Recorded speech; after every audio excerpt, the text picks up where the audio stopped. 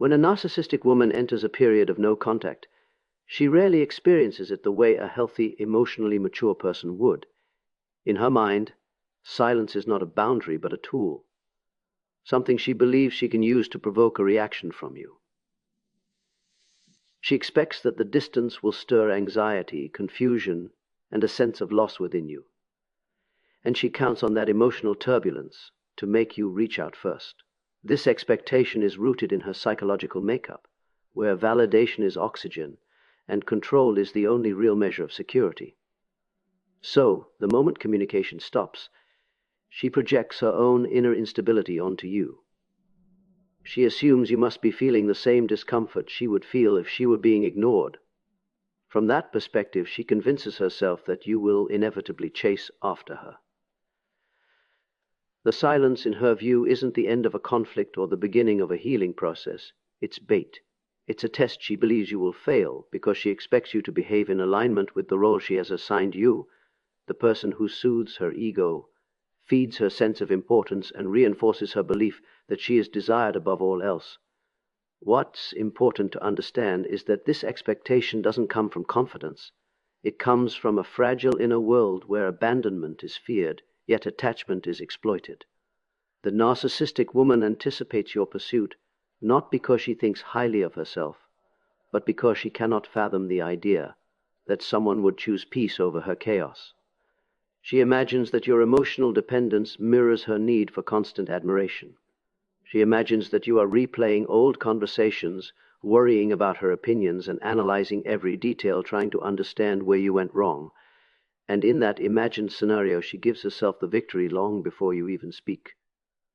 She believes the silence will break you before it breaks her. She believes you will miss her presence, even if that presence was filled with conflict. She believes you will be unable to tolerate the uncertainty she has created. And most importantly, she believes you will return, not out of love, but out of the psychological confusion she has conditioned into you. But the truth is simple. Silence reveals everything. It exposes who is dependent on chaos and who is finally ready to choose clarity. And the moment you refuse to chase, you disrupt the entire story she has written in her mind. That disruption is your power. Use it. During the period of no contact, she operates under a quiet assumption that you are still emotionally tied to her, even if the relationship was turbulent or draining. In her internal narrative, the emotional bond you once shared becomes a kind of psychological anchor she believes you cannot loosen. She expects that the memories, the intensity, and even the pain have created a loop in your mind, one that keeps pulling you back to her. And because she overestimates her influence while underestimating your capacity to heal, she imagines you are spending your days thinking about her, replaying moments, and wondering what she's doing or feeling. This belief doesn't emerge from emotional insight, it comes from projection. She interprets your silence through her own emotional reality. She knows that, in her world, detaching from someone who once admired her is profoundly difficult. So she assumes you must feel the same gravitational pull. She imagines that your mind is occupied by her absence in the same way hers would be overwhelmed by being ignored.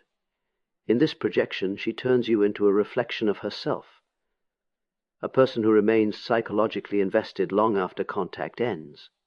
But what's striking is that she doesn't imagine you holding on to her for love or connection. Instead, she believes the attachment she engineered, through charm, intensity, or emotional confusion, is still functioning beneath the surface. She expects the hooks she placed early in the dynamic to stay embedded. This belief gives her a sense of reassurance. Even when she's silent, even when she disappears, she still assumes she occupies space in your inner world. And this expectation allows her to remain detached during no contact. She doesn't worry that you're moving forward or rebuilding your sense of self. She doesn't consider the possibility that you're finding peace or clarity. Her worldview simply cannot accommodate the idea that someone could free themselves from the emotional maze she designed. In her mind, you are still inside it, searching, longing, trying to decode her behavior, yet the deeper truth is that emotional hooks can be removed the moment awareness replaces confusion. Once you understand the psychological pattern, the spell weakens. And once the spell weakens, the person who once dominated your thoughts becomes just another chapter you've outgrown. The moment you reclaim your inner world, she loses her imagined place in it. That realization is your freedom. Hold on to it. During the time of no contact, she often assumes that guilt will slowly begin to settle into your mind, as if silence itself will guide you toward blaming yourself. In her psychological framework, guilt is not an emotion. It is a mechanism of control. She expects that your natural empathy, your tendency to reflect on your actions, and your desire to resolve conflict will all start working against you. Where a healthy person might use distance to reflect and grow, she expects you to use that same distance to doubt yourself. She imagines you analyzing every interaction, wondering whether you were too harsh, too distant, or too demanding, even if you were simply honoring your emotional boundaries. This expectation comes from her deep discomfort with accountability. To her, being wrong is intolerable because it threatens the carefully constructed illusion of superiority she maintains. So instead of accepting responsibility, she projects her own faults outward and waits for you to internalize them. No contact becomes fertile ground for her imagined narrative, where you are the one who caused the fracture. She expects your mind to fill in the silence with self-criticism because she knows how deeply empathy shapes your emotional responses. And ironically, it's your very humanity, your conscience, that she relies on to shift the emotional burden onto you. In her thinking, guilt will soften your boundaries. It will make you question whether you reacted too strongly. It will cause you to remember her moments of vulnerability while forgetting the manipulation behind them.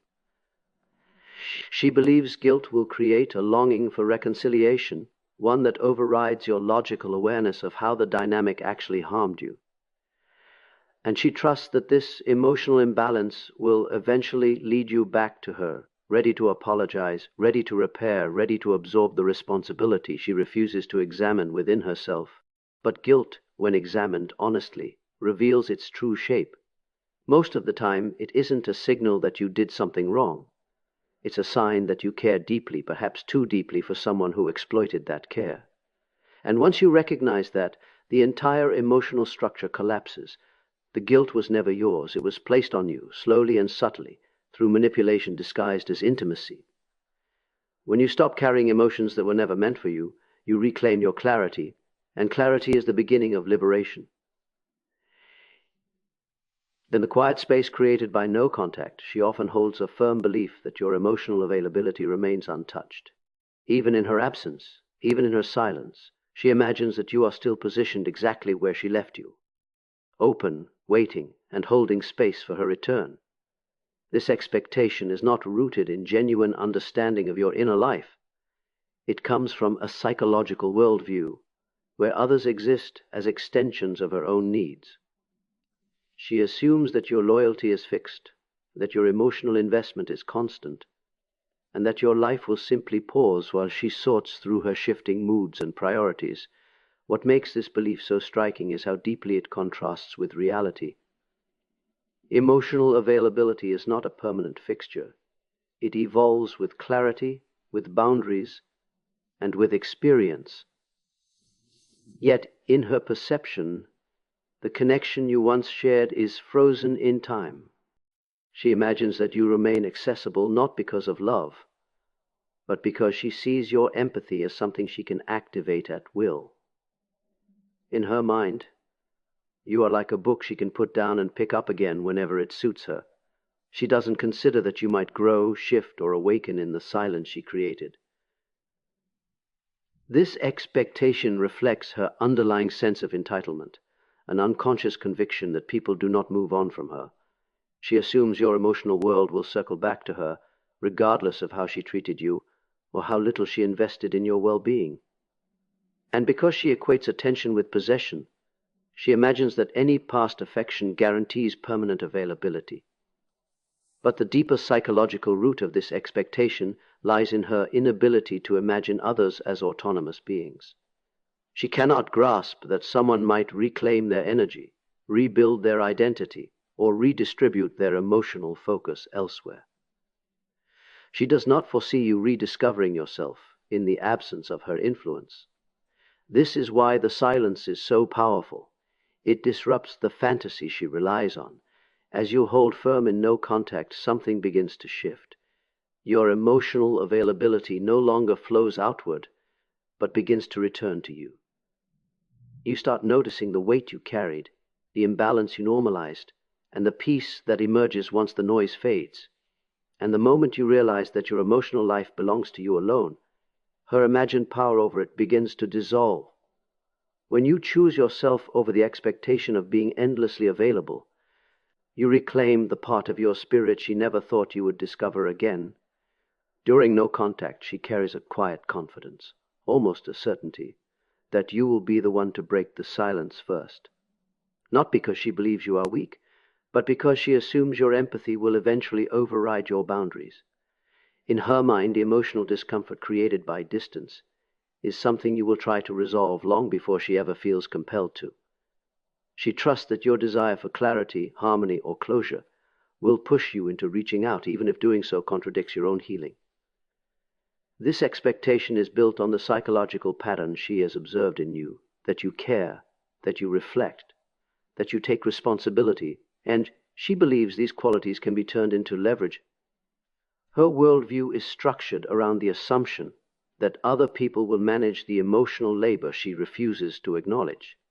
When conflict arises, she imagines that you will absorb the tension, bridge the gap, and smooth over the fractures. So during no contact, she waits, not passively, but with a sense of entitlement. She expects the silence to become unbearable for you, not for her. She expects the uncertainty to feel heavier on your side. She expects the urge to restore connection to outweigh your need for emotional protection. And in that expectation, she positions herself as the one who must be pursued, even when she is the one who created the distance in the first place. What she doesn't grasp is that no contact often gives you something far more powerful than relief. It gives you perspective. And perspective is dangerous to someone who relies on emotional imbalance to maintain control. In the stillness, you begin to see patterns more clearly. You notice how often you were the one repairing, apologizing, or reaching across emotional voids. You see how rarely she met you halfway. And suddenly, the impulse to break no contact doesn't feel like empathy anymore. It feels like old conditioning. But she does not anticipate this shift.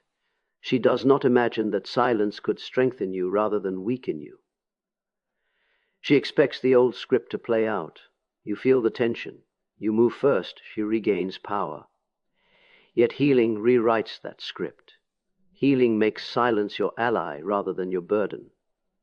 And when you finally refuse to break no contact, when you choose peace over the familiar pull of dysfunction, you reclaim the authority she always believed belonged to her. In that single choice, you prove something she never expected.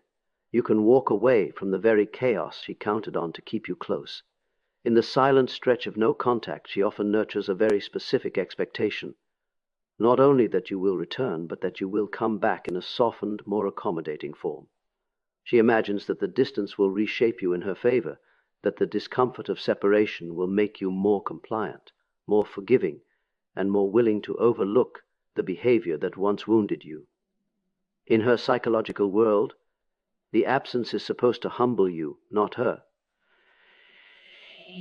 Expects that you will emerge from the silence with greater patience, with lowered defenses, and with a deeper desire to keep the peace at any cost. This belief reveals something essential about her internal structure. She sees relationships as asymmetric. She does not imagine mutual growth or shared accountability. Instead, she imagines an emotional hierarchy where she remains at the center, and others orbit around her needs. In her mind, no contact is not a boundary but a pressure chamber, one she believes will reshape you but leave her unchanged. She presumes that your longing for harmony will overshadow your memory of her unpredictability. She imagines you rehearsing apologies, crafting explanations, and preparing yourself to re-enter the dynamic with renewed tolerance. What she cannot conceive is that distance can clarify rather than confuse. She does not imagine that silence allows you to see more clearly the emotional toll of the relationship. She cannot picture you rediscovering your strength or reconnecting with parts of yourself that were muted in the chaos. Her worldview does not allow for the possibility that separation might teach you self-respect, or that boundaries can become stronger with time rather than weaker. She expects your return to be a restoration of the old pattern, the familiar rhythm where your empathy does the heavy lifting, and her needs take precedence. She believes that once you reappear, you will be more eager to please, more ready to adapt, more willing to carry the emotional weight she consistently avoids. In her thinking, the silence is simply an intermission before the next act, where the script remains exactly the same. But distance does something she never anticipates. It evolves you. You begin to recognize the imbalance, the exhaustion, and the emotional conditioning that once kept you anchored. Awareness replaces confusion. Strength replaces longing, and slowly you reclaim the parts of yourself she expected to dominate indefinitely. When you return to yourself instead of returning to her, you break the cycle she counted on, and that single choice becomes the beginning of your true transformation.